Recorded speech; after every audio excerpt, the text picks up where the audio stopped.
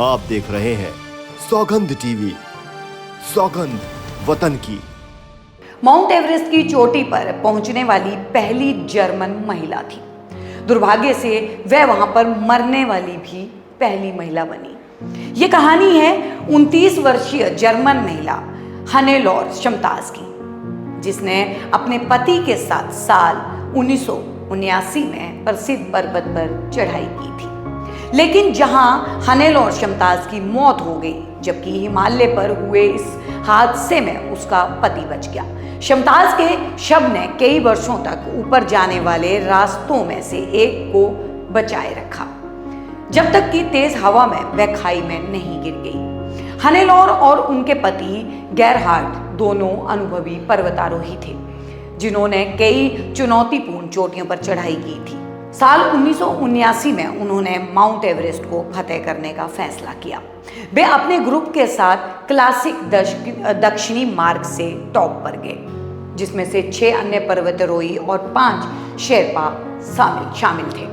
लेकिन कई दिनों तक चलने वाले बर्फीले तूफान के कारण समूह को देरी हो गई और वे थक गए।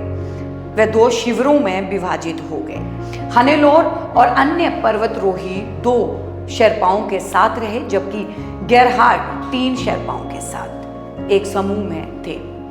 गेरहार्ड का समूह था जो सबसे पहले टॉप पर गया। वे सफलतापूर्ण वहां पहुंचे और फिर से शिविर में लौट आए, जहां हनेलोर और समूह अपनी चढ़ाई की तैयारी कर रहे थे। लेकिन परिस्थितियां आदर्श नहीं थी।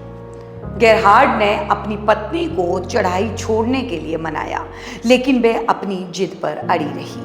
13 घंटे के बाद गेरहार्ड को रेडियो पर पता चला कि उनकी पत्नी माउंट एवरेस्ट की चोटी पर सफलतापूर्ण पहुंच गई है। इस समय तक का मौसम सचमुच में खराब था। हनेलोर और उनके सहयोगी रे जेनेट पहले से ही बहुत थके हुए थे। शेरपाओं के आग्रह के बावजूद शिखर के केवल 349 मीटर नीचे उन्होंने बायबैक में रात बिताने का फैसला किया।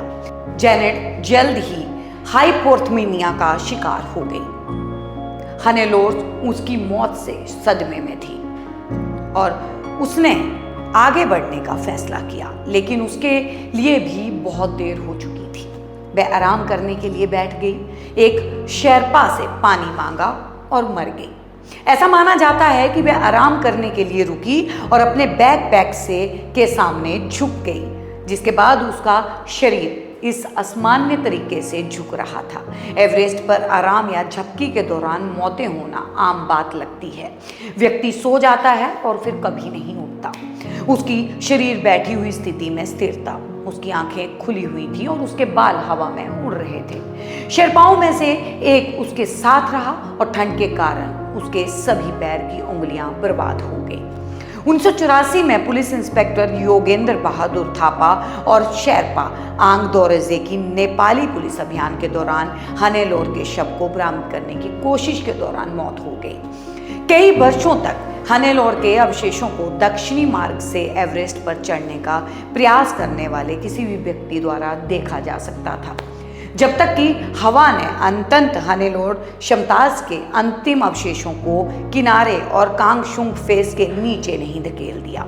माउंट एवरेस्ट पर अभी भी पर्वतारोहियों के 200 से अधिक शव बिखरे हुए हैं। तो कैसी लगी आपको पहली पर्वतारोही की ये कहानी? हमें जरूर बताइएगा। देखते रहिए सौगंध टीवी। आप देख रहे हैं सौगंध टीवी, सौगंध वतन की।